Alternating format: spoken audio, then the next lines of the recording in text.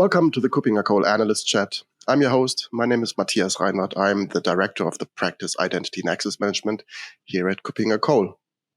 My guest today is Christopher Schütze.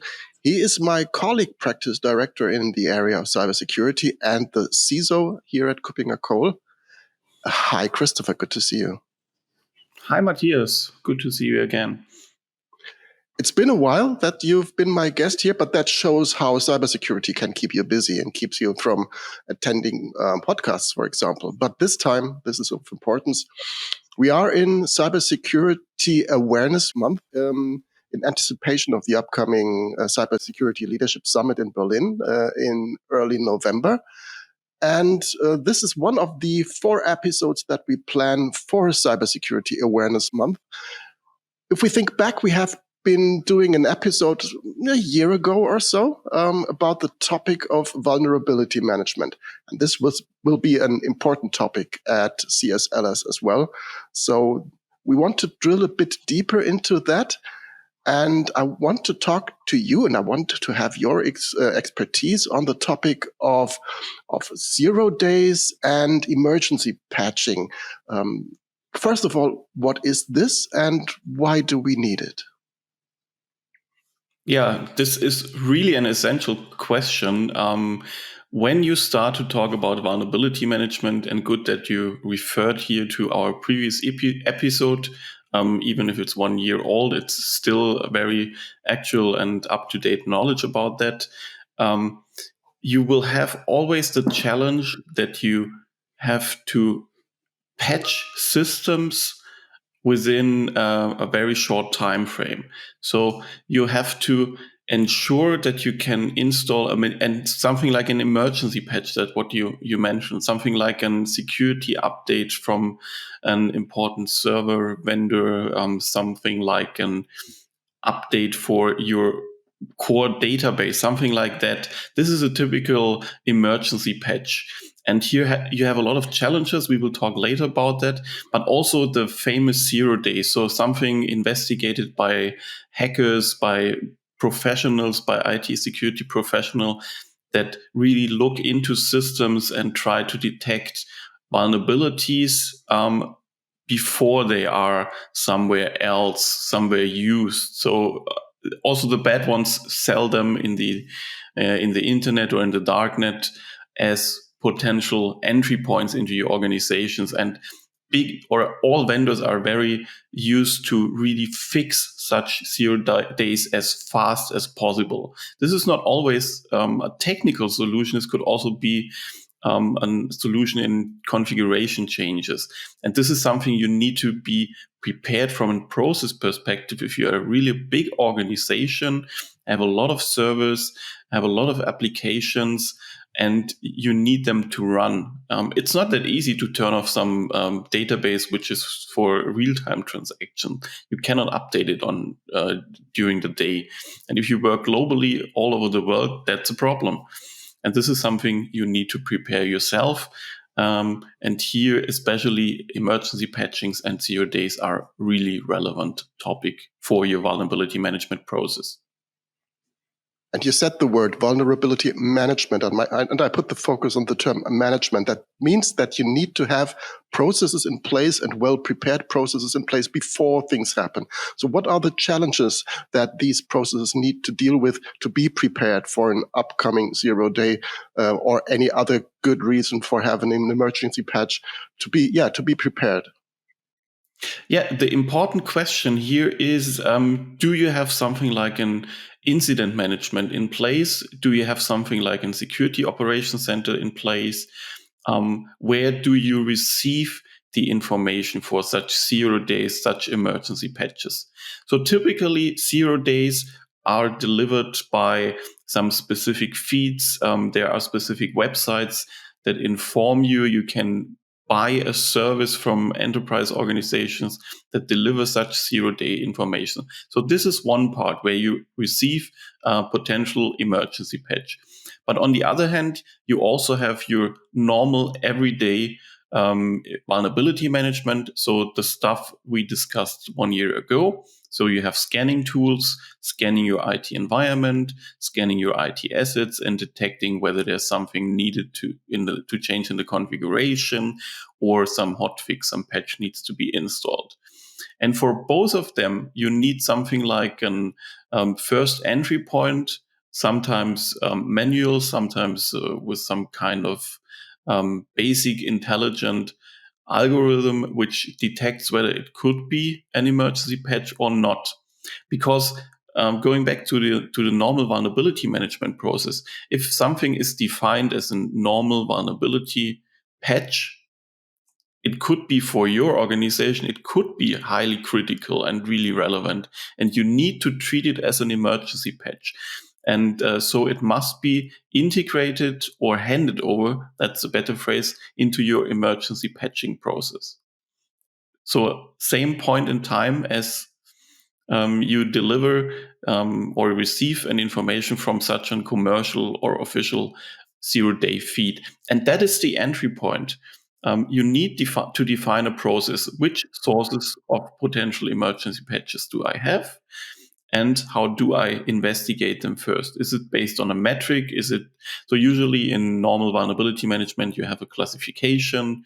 The CVSS score could be a foundation that you use as a metric to identify, and you treat every 0 day as highly critical, for instance. But nevertheless, you need experts who have to look on these things. Is this really a relevant 0 day? I mean, it could also be that you receive a 0 day for your internal test environment, which does not have any kind of public internet access, only internal test purpose, no relevant critical data, and then it's not a 0 day. Then it's something you need to fix. You need to update, but not within an emergency time frame. And this is something like the first step. Investigate the impact of the potential vulnerability caused by the 0 day, caused by a not installed high critical vulnerability patch. And that's the first step. And I mentioned just if you have an incident process, so the normal incident response process, something like you've been under attack or something like that, sometimes it makes sense to hand over such emergency patches, such 0 days really into that process, because usually bigger organization, this process is defined and you can hand over, you can use the existing stuff, because the challenge is you cannot turn off relevant productive servers. I mentioned something like a transactional database during runtime when it is used. So you need to do a specific investigation how to deal with that specific 0 day. Can I turn off? When can I turn it off? Do I have a plan B? In the best case, you are prepared for something like that, which is another area of cyber resilience.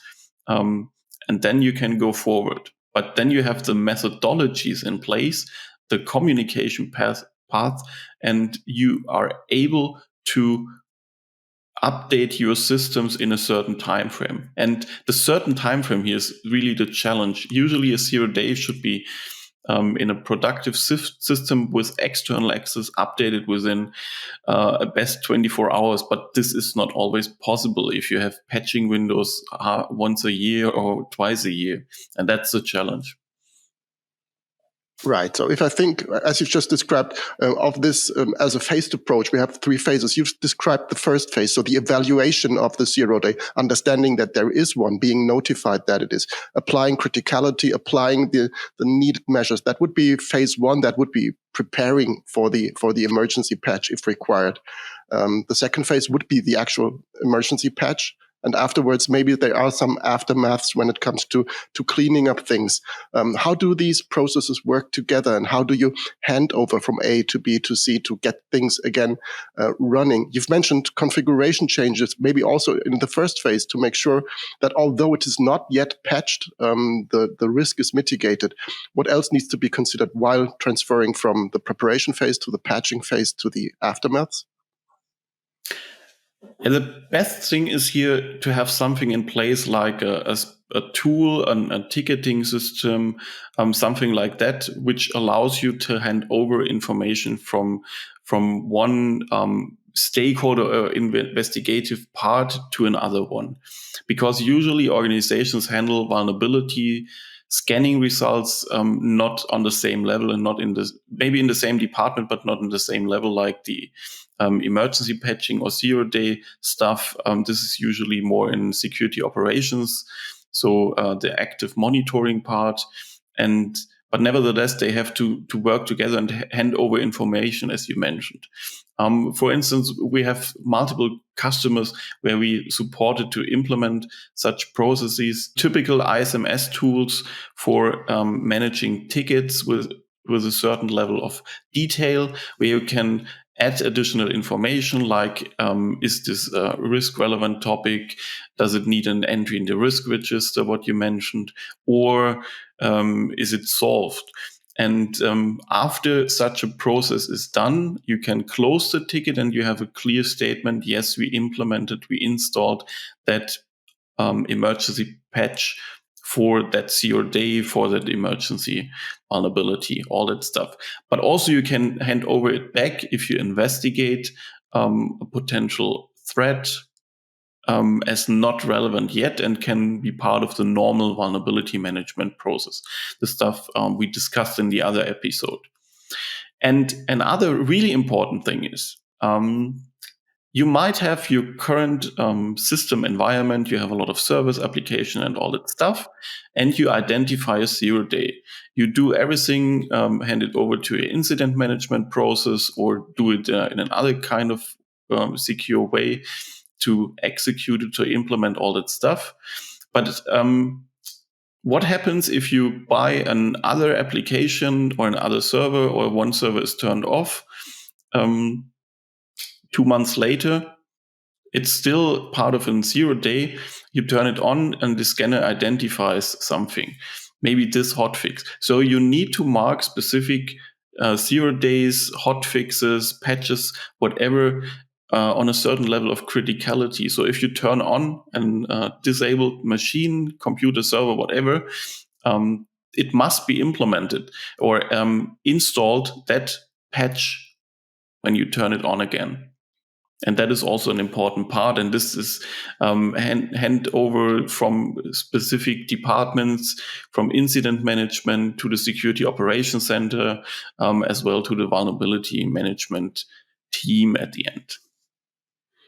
Yeah, that's interesting because that shows that it's not only this one-off panic installation thing, but it's a well-managed process and it takes care also of upcoming new boxes that might be still vulnerable because not being patched adequately during this panic approach, which is to be avoided, of course. So it is all part of an overall well-managed vulnerability management process integrated into incident management and beyond.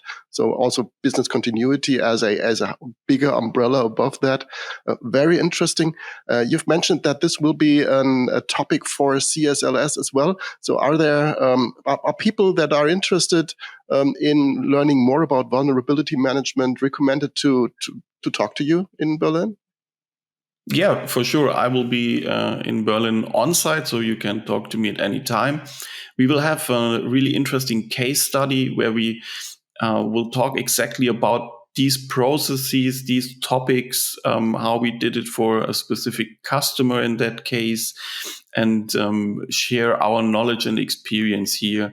Maybe it's also a bit easier than with PowerPoint slide on a presentation level to share really the specific details. So really looking forward for meeting you there, and don't hesitate to talk to me. Great, thank you. So just to sum it up, a CSLS will be taking place from the 8th to the 10th of November in Berlin and everywhere you want, because it will be a virtual event as well. So it will be virtually everywhere.